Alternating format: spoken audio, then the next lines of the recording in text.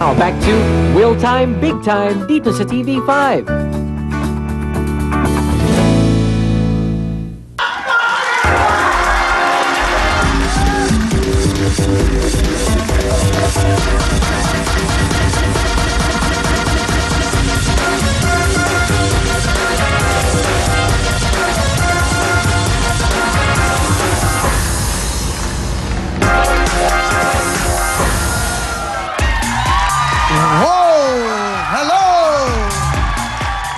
Good evening, everyone. Today's February 2, Thursday. How's everybody? Everybody feeling all right? Yeah, that's right, everyone. How you doing? Are you feeling great? That's good, that's good. I want to talk in English because by May, Will Time Big Time is going to around the world. You know what I mean? Yeah, that's right. By May, we'll be going to Los Angeles, California. And then that's gonna be May, and then by June, we're gonna go to San Francisco. And after that, we're gonna go back to the Philippines after 2 weeks, or maybe about 3 weeks. We're going to Birmingham, UK. London. Wow, United Kingdom. You want to see the Queen?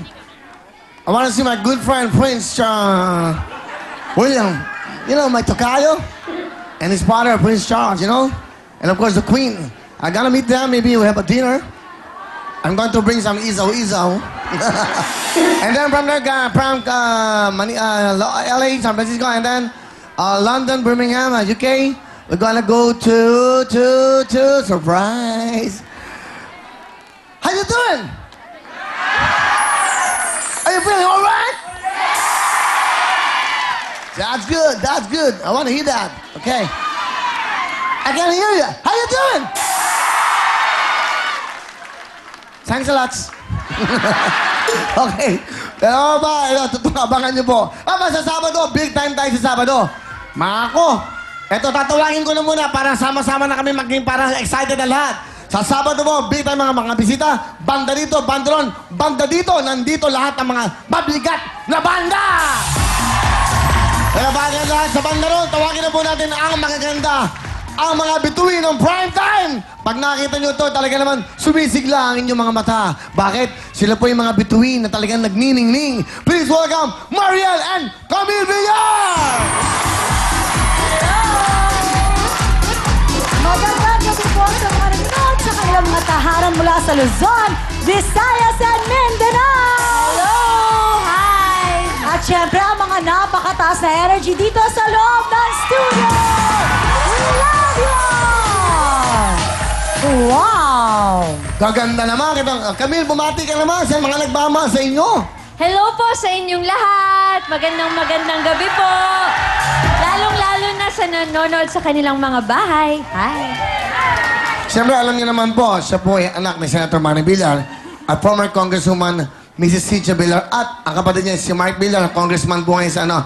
Sila po, kaya nandito, alam niyo bakit? Alam niyo yung Camellia, yung binibigyan natin house and lot. Siguro magmula pa sa Wawawi, hindi tayo iniwan. Siguro nakakadalawampung house and lot na binibigay na ang mga Villar.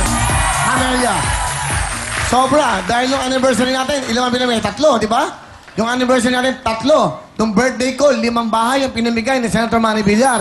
Yan po, ganun po kabuti ang kanilang mga puso sa mga mahihirap natin mga kababayan. Thank you, Kaya nga sinama kita dito para non-stop na pagbibigay ng bahay. Di ba? Pero hindi dahil doon. Dahil talaga naman kung makikita nyo naman, ilang weeks pa lang si Camille dito. Di ba? Second week mo pa lang, di ba, Camille? Oo. Magsa-second Saturday. O, kita mong ibang-iba na, ang ganda-ganda. Di ba? Ang sexy-sexy. Yeah. Di ba, Mariel? Di ba? Tama na, kinikilig na ako. Tama O, na. di ba? At tanggap na tanggap ng sambayan ng Pilipinas. Ang ating... Hindi ba? At tuloy-tuloy tayo, pero mas magandang kwentuhan. Ito na. Alina kayong tatlo. Ito na po ang mga patapon. Palapon. Okay. Sugar, Lovely, at of course, ang nag-iisang Ana Feliciano. Yeah! Magandang gabi po sa inyo lahat! Oh, syempre, hindi pwedeng kalimutan ang baby ko. Baby Wayne Baso. Special mention. Yan, pero bago lahat, eto na, Mariel, Camille, sino ang mga big time natin bisita sa Sabado? Eto na! Siyempre, dapat natin abangan ang Kamikaze! Kamikaze!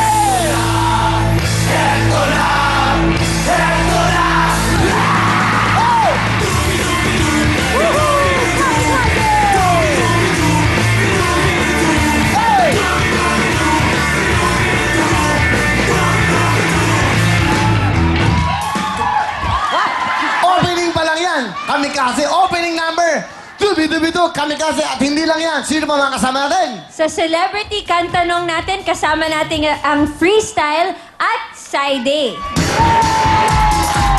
Yes! Freestyle Bird at Friday! Sa ating kantanong at hindi lang yan. Ano pa meron? Eto pa, dahil ang pinakaabangan ng lahat, ang launching ng album na Siyempre.